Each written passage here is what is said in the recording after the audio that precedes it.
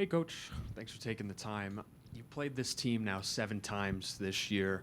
Game 4 of the WNBA Finals. At what point now is it less scheme against this team versus will to win?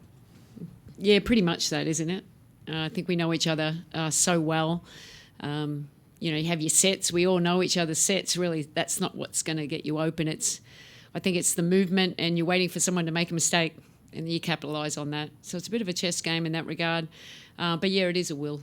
Who comes out stronger? They throw a punch in that first quarter. We're able to come back and get that win. But we need to be better in that first quarter and execute at a high level. Sandy, to your right in the front row. Hey, Sandy. Today is the exact anniversary of last year's Game 4, both on October 18th. What do you think about that coincidence? Oh, I didn't think about it, so new year, it's 2024. Sandy, next question, front row to your left. Hey, Sandy. G'day, Douglas.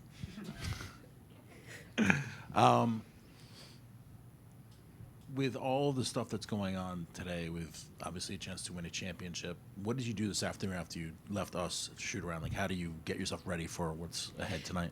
Yeah, look, I think I've done all the work, to prepare for this game, and it's more about just getting your rest, trying to eat some food, and getting ready. I mean, when you had a late shoot around, we didn't really finish until later, and so it was a short turnaround.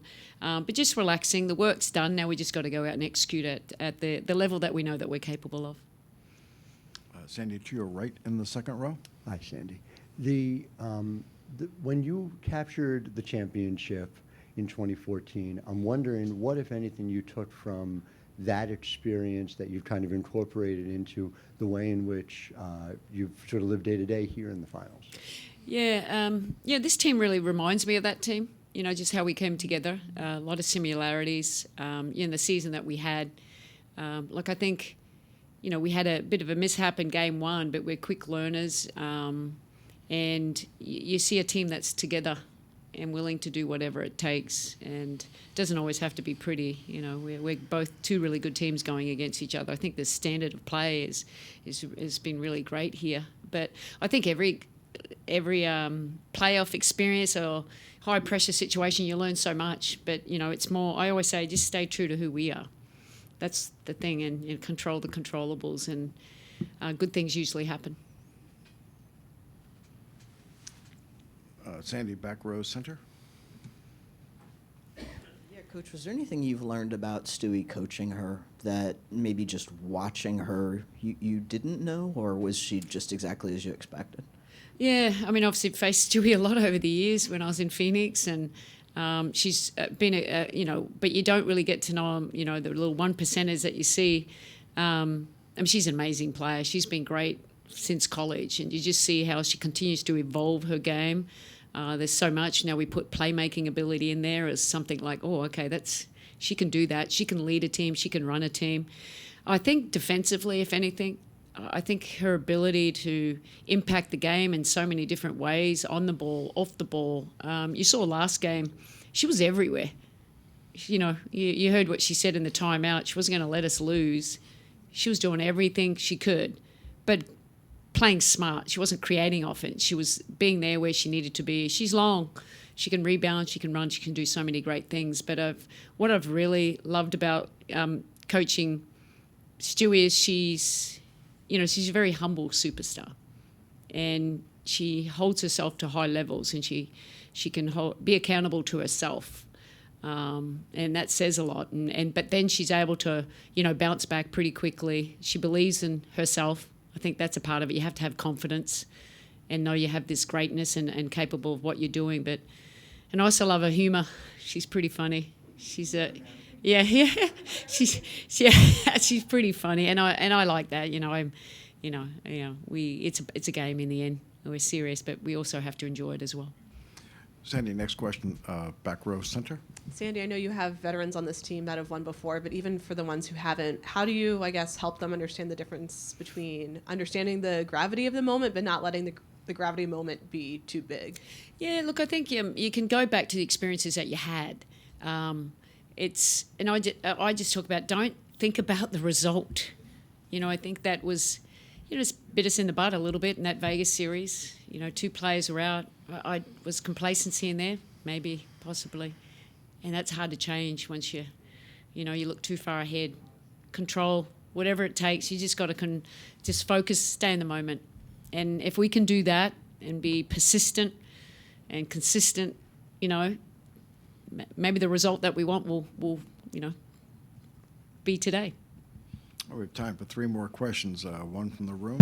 I'm sorry, Sandy, front row left. Hey, Sandy. Between games 1 and 2, you said that you were, I guess, glad that you had that extra day in between to kind of refresh and prepare. I guess, after you guys get a thrilling win in Game 3, in a perfect world, are you glad that there was only 1 day in between games, or would you have preferred, an extra day, so to speak? Yeah, look, I think it's funny, though, I know, because Doug asked me the same question today, and initially I thought, it was good for us. It was more to get over the disappointment because we were right there and we let that one slip. So that you needed that day just to regather yourself and okay, but we had a day game, so that was nice that it came quicker on a day game.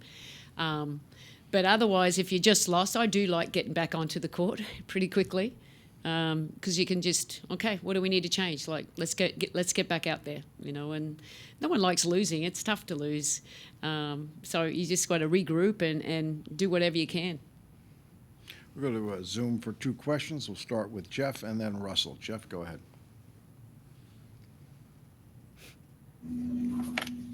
Thank you. Hello, Coach. Thank you for taking the time. Your team continues to insist that they, quote, haven't won anything, and you've preached all the time, don't get too high, don't get too low. So what more can you say to this group going into a game of this caliber? What's your message to the group of a team like that? Yeah, exactly that. It's staying in the moment. We haven't done anything yet. You can't, if you're looking too far ahead, you skip the steps before. You got to focus on the process. And I'm big on that. Stay in the moment. I was asked the question today, which was a great question. What would it mean if we won a championship? I don't want to answer that question because we haven't done anything yet. Ask me when we do win a championship. And I think I can, give you a better feeling. But for me as a coach, it's more like, no, I'm staying in this moment right now because that's the only thing that we can control. And this is a really good team.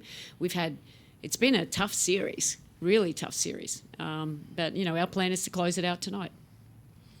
And our final Appreciate your question time. will come from Russell. Russell, go ahead. Hi, Sandy. Thinking back to that first game and the way it ended, that happens. You guys come out, win Game 2. Then Game 3, fall behind by 15, come back and win that on the road. I think we all know by now that this team is resilient, but what does it say about this team that they kind of had so many different opportunities to let this series get away from them, and they just haven't? Yeah, I think it shows the experience, and the growth that we've had from last year to this year, the chemistry that we've built, not getting too high, too low. I know I always say that, but it does say true. You can't let your emotions take over for a bad call, things are not going your way. You've got to just stay with what you can control. And, I'm big with that because if you get, if you lose your focus, that's when teams take advantage of that. But I've been really, really proud of this team. It hurt Game 1, but it was more like, okay, let it go.